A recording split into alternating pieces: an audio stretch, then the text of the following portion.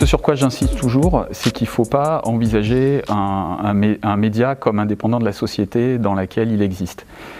Autrement dit, ce qui se passe dans le jeu vidéo, ça se passe parce qu'il y a des choses qui se passent dans la société. Depuis les années 80 au moins, dans les pays occidentaux, eh bien, les minorités ethno-raciales, les minorités de genre et sexuelles se sont mobilisées pour dire on veut parler nous-mêmes, on veut être entendu, on veut être plus visible, plus représenté.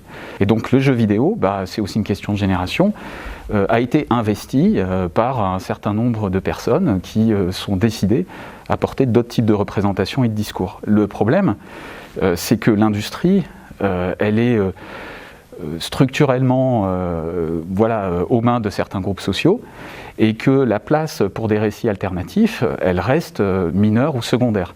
Alors effectivement, l'évolution qu'on constate, c'est davantage une évolution de ce que j'appelle un peu du marketing de la diversité, qui va dire pour mieux vendre un jeu, on va accepter d'introduire un petit peu de variété pour dire voilà, comme ça tout le monde va pouvoir s'y reconnaître, puis on va quand même faire un petit peu attention, mais on va pas trop loin non plus. Alors on en trouve plus qu'avant, des personnages, comme on dit, racisés, asiatiques, noirs, voire arabes, on en trouve plus qu'avant, mais ça reste de la sous-représentation par rapport au volume qui est produit.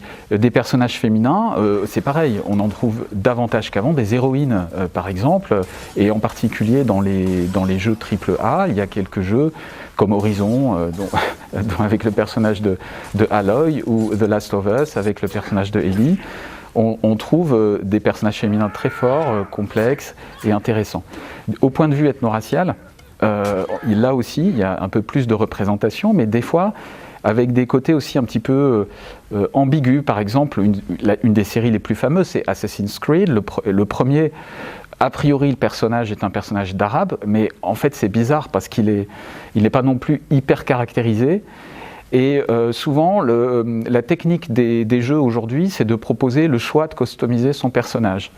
Alors par exemple, on va pouvoir, comme dans Mass Effect, ou on parlait de Red Dead Redemption, dans Red Dead Redemption Online, on peut choisir de jouer un personnage d'Africain-Américain, etc. L'ambiguïté, c'est que la norme par défaut, la plupart du temps, reste le personnage blanc.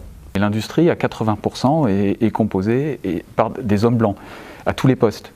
Donc, à partir de là, forcément, c'est un petit peu leur vision qui va s'imposer parce que c'est la façon dont ils perçoivent les choses. Et donc, c'est pour ça qu'on va dire aussi qu'il est important qu'il y ait plus de diversité dans les recrutements à différents niveaux de postes au sein de l'industrie.